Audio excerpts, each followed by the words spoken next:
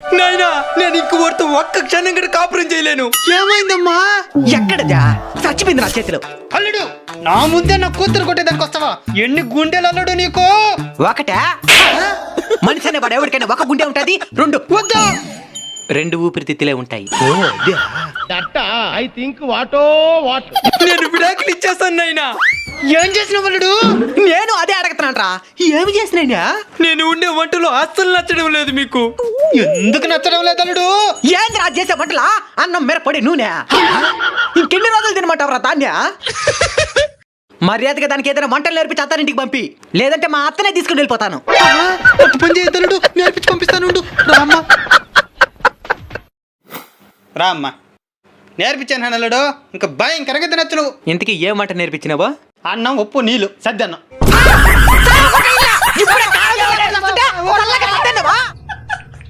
ఏందల్లుడు దాంతో అక్రమ సంబంధం పెట్టుకున్నావంట? ఇక్కడ సక్రమ సంబంధమే సరిగ్గా చేయలేకపోతున్నాను, ఇంకా అక్రమ సంబంధం కొన్నా? అంత అబద్ధం నేను దేన్నో పట్టేస్తున్నాడు. సాక్ష్యం ఏదైనా ఉంటే చెప్పు తల్లి, వాడి తాట తీసేస్తాను. నైనా మధ్యాహ్నం అయిందంటే చాలు నైనా, కరెక్ట్ టయానికి బెల్లు కొట్టినట్టు క్యారేజ్ కట్టి నేరుగా ఇంటికి పంపిస్తున్నాను నాయన. అది ఎవరు తల్లుడు? అది జొమాటో అని. యా ఊరల్లుడు దాంది?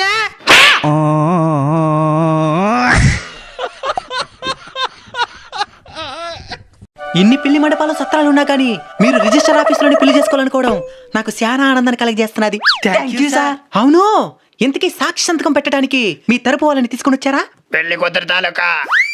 పెళ్లి కొడుకు తాలూకా. అబ్బా, సాక్షి సంతకం పెట్టడానికి ఇంకా ఇద్దరు కావాలి. ఈ బాబు పెట్టచ్చా? ఎవరి బాబు? ఎల్ల బాబే. ఎందుకనమాట వీళ్ళు పెళ్లి మండపాలు పెళ్లి చేసుకునేది. ఎట్టబోతా ఉంది సమాజం.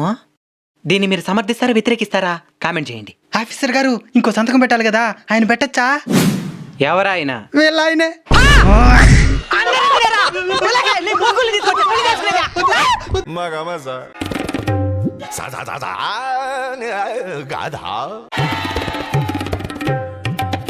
నైనా ఈయన ప్రపంచంలోనే భయంకరంగా మధ్యలో వాయించే వాయిద్యకారుడు.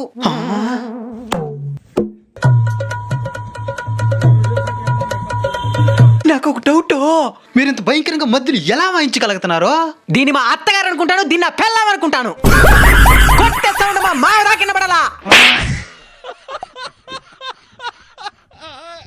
ఎగ్జామ్ ఎట్లా అయినావు నైనా? చాలా కష్టమైన ప్రశ్నలు వచ్చాయి నైనా, అస్సలు అర్థం కాల. మరేం చేయనవురా? నేను కూడా వాళ్ళకి మించిన కష్టమైన సమాధానాలు రాసినా, వాళ్ళకి అస్సలు అర్థం కాదు.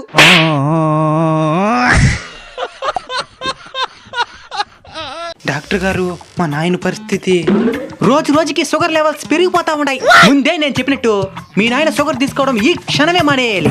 అది ఎప్పుడూ మానేసుండా? మానేసినేవా? అవును డాక్టర్ గారు, మా నాయన షుగర్ తీసుకోవడం పూర్తిగా మానేసాడు. అయితే ఎందుకు రిపోర్ట్స్ లో షుగర్ పెరిగిపోతున్నట్టు వస్తున్నది? ముందు ఆ షుగర్ చెక్ చేసి మిషన్ ఎత్తే మెకానిక్ షాప్ లో సర్వీస్ కొట్టండి. ఎక్కడో తేడా కొడుతున్నది. షుగర్ తీసుకోవడం మానేసినారు, బాగానే ఉండదే. మరైతే ఇప్పుడు ఆహారంగా ఏం తీసుకుంటున్నారు?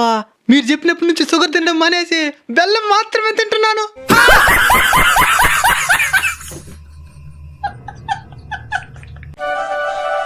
ఇప్పుడు మనం అరుణాచలం కుబేరలింగం దగ్గర ఉన్నాం మచ్చా. నెక్స్ట్ టైం మోక్ష మార్గం. మోక్ష మార్గమా? దాని ప్రత్యేకత ఏంది మామా? ఒక దారి ఉంటది, దాంట్లో నుంచి మనం వచ్చేసామంటే అంతే, మనకి మోక్షం వచ్చేస్తది. మోక్షం తెచ్చుకునేది ఇంత ఈజీయా? ఇంకేమనుకున్నావు? అరుణాచలం అంటే మోక్ష దారంలో దూరతారా? ఇంత ఈజీగా మోక్షం వస్తుంటే ఎవరు వద్దంటారా? ఎప్పుడుంది ఆ దూరమా? తలుపులు పగలు కొట్టుకుని వస్తాను పదా. చేపిస్తాను పదండి. ఇదే మోక్ష మార్గం. దీంట్లో దూరి బయట వచ్చేస్తే చనిపోయిన తర్వాత మోక్షం వచ్చి శివాయి దగ్గరికి పోతానని బాగా ఉన్నది. కానీ దీంట్లో దూరేటప్పుడు మధ్యలోని శివాయి దగ్గరికి వెళ్ళిపోయే మార్గం ఉన్నామే. అయితే మోక్షం వద్దా? నాకు కావాలి, నేను ఎట్టైనా దూరొచ్చేస్తా. వద్దురా శివయ్య శివయ్య, ఎట్టైనా లాగే శివయ్య, మోక్షం వచ్చేయాల. మోక్షం తట్టేను. నువ్వు పోలేదా మచ్చా?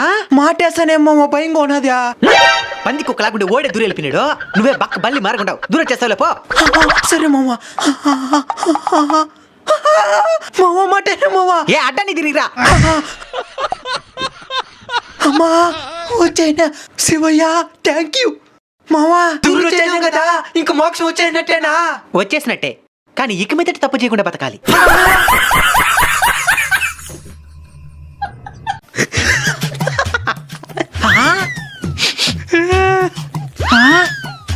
ఏం మామ ఏడొస్తుండవా? ఒకడికి ఎలాంటి షూరిటీ లేకుండా చేతి బదులుగా 2 లక్షలు డబ్బులు ఇచ్చినానురా. వాడు ఇప్పుడు చచ్చిపోయినాడు. మరి అత్తెందుకు నవ్వుతా ఉండదే? అట్నే మీ అత్త ఒకరి దగ్గర 3 లక్షలు చేతి బదులుగా తెచ్చుకునింది. వాడు కూడా చచ్చిపోయినాడు. మనుషులేనా మీరా? ఎలాంటి నోటీసులు లేకుండా నోటి మాటతోనే అంత డబ్బులు మీకు ఇచ్చినారంటే దానికి అర్థం మీరంటే అంత నమ్మకమని. అలాంటి మనుషులకి కష్టం వస్తే వెన్ను తట్టి నిలబడాలే గాని ఇలా వెన్నుపోటు పడవకూడదు. దోచేసే అవకాశం ఉన్న దొంగలా దోచేయకుండా దొరలా తిరిగి చేయడమే ధర్మం.